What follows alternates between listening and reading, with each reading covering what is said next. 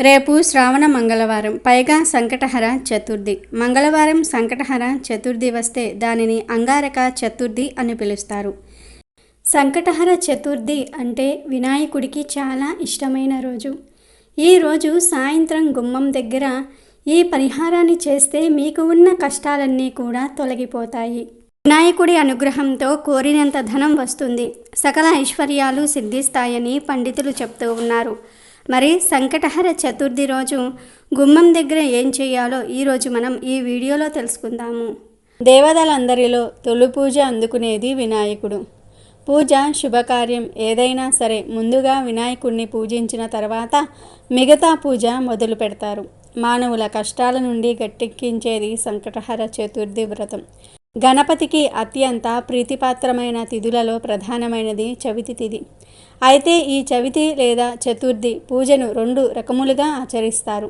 మొదటిది వరద చతుర్థి, రెండవది సంకష్టహర చతుర్థి. అమావాస్య తర్వాత వచ్చే చతుర్థి రోజున చేసే వ్రతమును వరద చతుర్థి అని, పౌర్ణమి తర్వాత వచ్చే చతుర్థి రోజున చేసే వ్రతమును సంకష్టహర చతుర్థి లేదా సంకటహర చతుర్థి వ్రతం అంటారు. ఇందులో వరద చతుర్థిని వినాయక వ్రతంగా వినాయక చవితి రోజున ఆచరిస్తారు. సంకటములను తొలగించేది సంకటహర చతుర్థి. సంకటహర చతుర్థి రోజున వినాయకుడిని పూజించటం వల్ల సకల కోరికలు నెరవేరుతాయి. అందరికీ వినాయకుడు మొదటి ఆరాధ్య దైవంగా ఉంటాడు. సంకటహర చతుర్థి నాడు ఖచ్చితంగా సంకటహర చతుర్థి వ్రతాన్ని ఆచరించాలని పండితులు చెప్తూ ఉన్నారు. అసలు ఈ సంకటహర చతుర్థి వ్రత కథ ఏమిటో తెలుసుకుందాం. ఒకానొక నాడు ఇంద్రుడు తన విమానంలో మృగంటి అనే ఋషి దగ్గర నుంచి ఇంద్రలోకానికి తిరిగి వెళ్తూ ఉండగా ఘర్సేన్ అనే రాజు రాజ్యం దాటే సమయంలో ఆ విమానంపై దృష్టి సారించాడు. అతని దృష్టి సోకగానే ఆ విమానం చటుక్కున భూమిపై అర్ధాంతరంగా ఆగిపోవటం జరిగింది. ఎందుకంటే ఘర్సేన్ అనే వ్యక్తి అనేక పాపములు చేసిన వాడు. అతని చెడు దృష్టి పడగానే విమానం ఆగిపోయింది.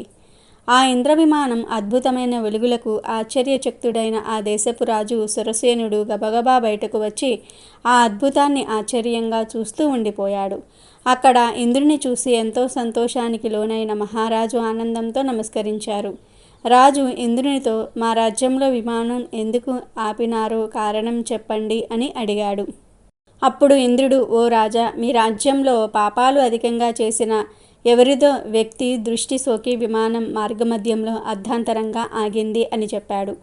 అప్పుడు ఆ రాజు, అయ్యా, మళ్ళీ ఆగిపోయిన విమానం ఎలా బయలుదేరుతుంది అని అడిగాడు వినయంగా. అప్పుడు ఇంద్రుడు, ఇవాళ పంచమి, నిన్న చతుర్థి. నిన్నటి రోజున ఎవరైతే ఉపవాసం చేశారో వారి పుణ్య ఫలాన్ని నాకిస్తే నా విమానం తిరిగి బయలుదేరుతుంది అని చెప్పాడు.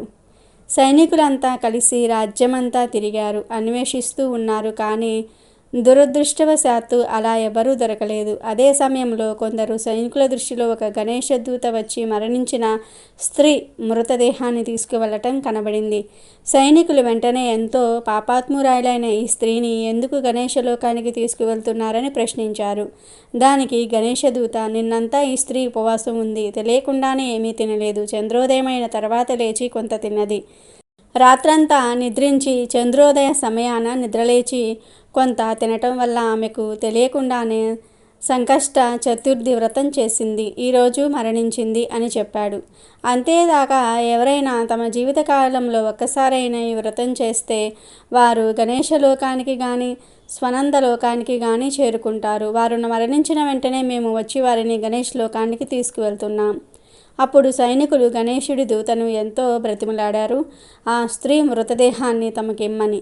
అలా చేస్తే విమానం తిరిగి బయలుదేరుతుందని ఎంతో చెప్పారు. ఆమె పుణ్యఫలాన్ని వారికి ఇవ్వడానికి గణేశుని దూత అంగీకరించనే లేదు. ఆమె దేహంపై నుండి వీచిన గాలి ఆ విమానం ఆగిపోయిన చోట చేరి విస్ఫోటనం కలిగించింది.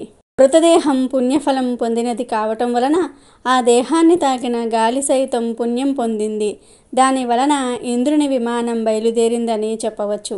ఈ కథ సంకష్టహర చవితి ప్రాముఖ్యత, ఆధ్యాత్మిక విలువలతో పాటు సంకష్ట చవితి ఉపవాసం మొదలైన విషయాలు తెలుపుతున్నది. వినాయకుని భక్తులందరి దృష్టిలోని వ్రతం చేయటం వలన చాలా పుణ్యం పొందుతారని భావన.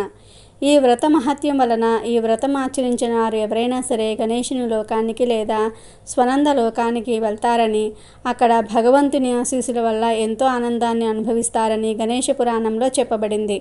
మరి ప్రతి ఒక్కరూ సంకటహర చతుర్థి వ్రతాన్ని ఆచరించి శుభ ఫలితాలను పొందండి. హిందూ పురాణాల ప్రకారం పార్వతీ పరమేశ్వర్ల పెద్ద కుమారుడే వినాయకుడు.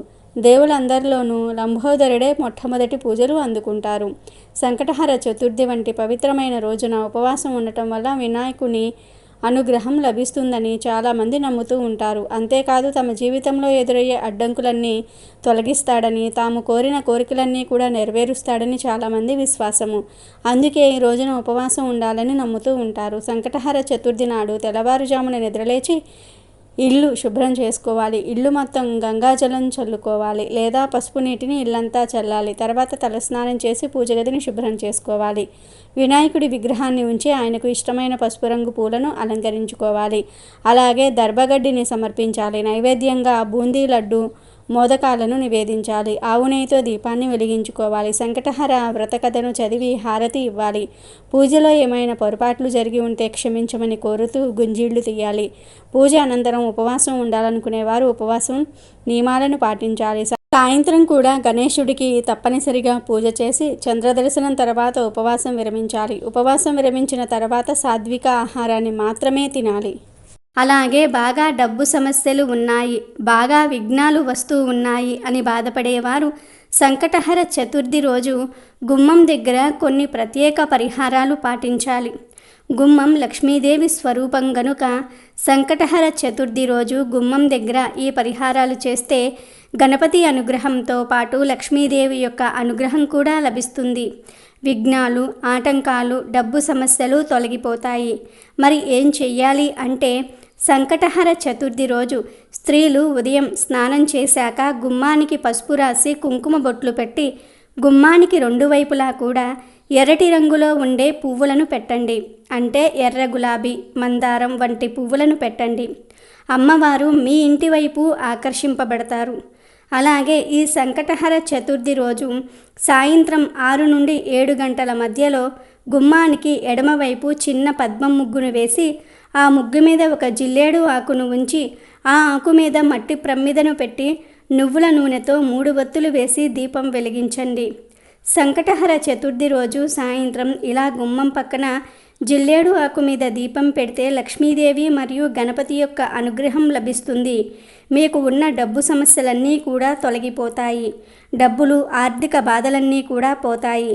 ఐశ్వర్య ప్రాప్తి కలుగుతుంది. కాబట్టి ప్రతి ఒక్కరూ కూడా సంకటహర చతుర్థి రోజు గుమ్మం దగ్గర ఈ విధంగా చేసి సకల శుభాలను పొంది సంతోషంగా జీవించండి.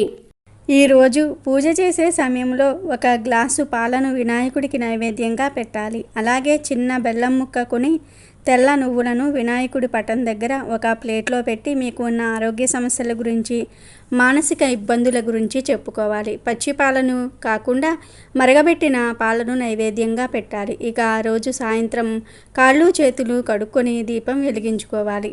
7 లేదా 8 అయిన తర్వాత, అంటే ఆకాశంలో చంద్రుడు కనిపించినప్పుడు వినాయకుడికి వటం ముందు పెట్టిన పాలు, బెల్లము, తెల్ల నువ్వులను ఒక ప్లేట్లో పెట్టుకొని ఇంటి పైకి వెళ్ళి ఆ ప్లేట్ను చంద్రకిరణాలు పడే చోట పెట్టుకోవాలి. ఒక 5 లేదా 10 నిమిషాల తర్వాత పాలల్లో తెల్ల నువ్వులు, బెల్లము వేసి బాగా కలిపి తాగాలి. చంద్రకిరణాలు పడిన పాలను తాగటం వల్ల ఒంటికి సర్వశక్తులు వస్తాయి. పనులలో ఉత్సాహంగా పాల్గొంటారు. చంద్రుడి అనుగ్రహం కలుగుతుంది. తద్వారా మీకు మానసిక ప్రశాంతత కలుగుతుంది. మనసు స్థిమితంగా ఉంటుంది. విద్యార్థులు, ఉద్యోగాలు, వ్యాపారాలు చేసేవారు ఇలా సంకటహర చతుర్థి రోజు ఈ పాలను తాగితే చాలా మంచిది.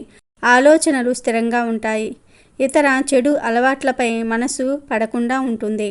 మంచి ఆలోచన శక్తిని కలిగి ఉంటారు. ఇవి మీ ఒంటికి మంచి బలాన్ని ఇస్తాయి. రాత్రిపూట వీటిని తాగటం వల్ల చాలా ప్రయోజనాలు కలుగుతాయి. సంకటహర చతుర్థి రోజు వీటిని తాగితే వినాయకుడు మీ జ్ఞానాన్ని వృద్ధి చేస్తాడు. మీకు పనులలో ఎలా విజయాలు సాధించాలో తెలియజేస్తారు. సంకటహర చతుర్థి రోజు ఇవి తాగటం వల్ల మీ జీవితం మారుతుంది. మీ జీవితంలో కొత్త మార్పులు చూస్తారు. ప్రశాంతమైన జీవితాన్ని గడుపుతారు. ప్రతి సంకటహర చతుర్థి రోజు ఇలా పాలను తాగితే మంచి అద్భుతాలను చూస్తారు. మరి ప్రతి ఒక్కరూ రేపు సంకటహర చతుర్థి రోజు వ్రతమాచరించి ఇది తాగండి. ఉపవాసం ఉన్నా ఉండకపోయినా ఇది తాగవచ్చు. భక్తి శ్రద్ధలతో వినాయకుడిని, చంద్రుణ్ణి పూజించి వీటిని తాగి శుభ ఫలితాలను పొందండి. గణేశుడికి ఎంతో ఇష్టమైన రోజు. ఈ రోజు పూజ చేసినా చేయకపోయినా ఈ ఒక్క మంత్రాన్ని పఠిస్తే సమస్యలన్నీ కూడా తీరి ఆటంకాలన్నీ కూడా పోయి అష్టైశ్వర్యాలు కలుగుతాయి. మీరు చేపట్టే పనులలో ఏవైనా ఆటంకాలు ఎదురవుతూ ఉంటే ఆ ఆటంకాలన్నీ కూడా తీరి పనులు దిగ్విజయంగా పూర్తవుతూ ఉంటాయి. మరి ఎంతో శక్తివంతమైన సంకటహర చతుర్థి రోజు ఏ మంత్రాన్ని పఠించాలో ఇప్పుడు మనం ఈ వీడియోలో తెలుసుకుందాము. సంకటహర చతుర్థి అనేది ప్రతి నెలలోనూ వచ్చే గణపతి పండుగ రోజు. కష్టాలు అనేవి ప్రతి మనిషికి ఉంటాయి. డబ్బు ఉన్నవారు, లేనివారు, స్త్రీలు, వృద్ధులు, పెద్దలు, పసిపిల్లలు ఇలా ఎవరి స్థాయికి తగ్గట్లుగా వారికి ఏదో ఒక ఇబ్బంది, ఏదో ఒక కష్టం ఉంటూనే ఉంటుంది. ఆ ఇబ్బందుల నుండి, కష్టాల నుండి లేదా కష్టం నుండి బయటపడడానికి మన శక్తియుక్తులు సరిపోనప్పుడు భగవంతుని సాయం అవసరమైనప్పుడు పూజ చేయటం, వ్రతం చేయటం, నోములు చేయటం చేసుకుంటూ ఉంటారు. తద్వారా భగవంతుని కృప మనకు లభిస్తుందన్న మానసిక సంకల్పంతో, సంతోషంతో మనం మన సమస్యల నుండి సులభంగా బయటపడతాం. ప్రతి నెల ఇలాంటి కష్టాలను పోగొట్టుకోవటం కోసం, మానసిక సంతోషం కోసం విఘ్నాధిపతిని పూజించడానికి ఎంతో ముఖ్యమైన రోజు ఈ సంకష్టహర చతుర్థి. ఇది గణపతికి ఎంతో ప్రీతిపాత్రమైన రోజు. ఈ రోజు కుదిరిన వారు వ్రతం చేసుకుంటే మంచిది. సంకటాలన్నీ కూడా పోతాయి. లేదంటే తోచిన విధంగా గణపతిని పూజించినా కూడా మంచి ఫలితాలు కలుగుతాయి. ముఖ్యంగా ఈరోజు గరికతో, ఎర్రటి మందార పూలతో పూజ చేస్తే గణపతి ఆటంకాలన్నిటినీ కూడా తొలగిస్తాడు.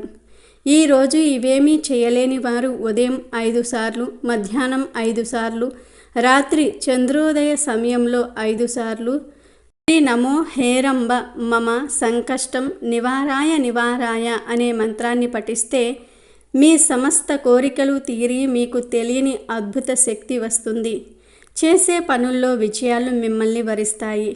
దీనితో పాటు సాయంత్రం శుచిగా స్నానం చేసి చంద్రోదయ కాలంలో గణపతి ముందు ఒక బెల్లం ముక్క ఉంచి గరికను విఘ్నేశ్వరుడికి సమర్పిస్తే మీ కష్టాలన్నిటి నుండి కూడా ఆ సంకష్టహర గణపతి తీరుస్తాడు. కాబట్టి మీరు కూడా రేపు సంకటహర చతుర్థి రోజు ఈ చిన్న చిన్న పనులను చేసి గణపతి అనుగ్రహాన్ని పొంది సంతోషంగా జీవించండి.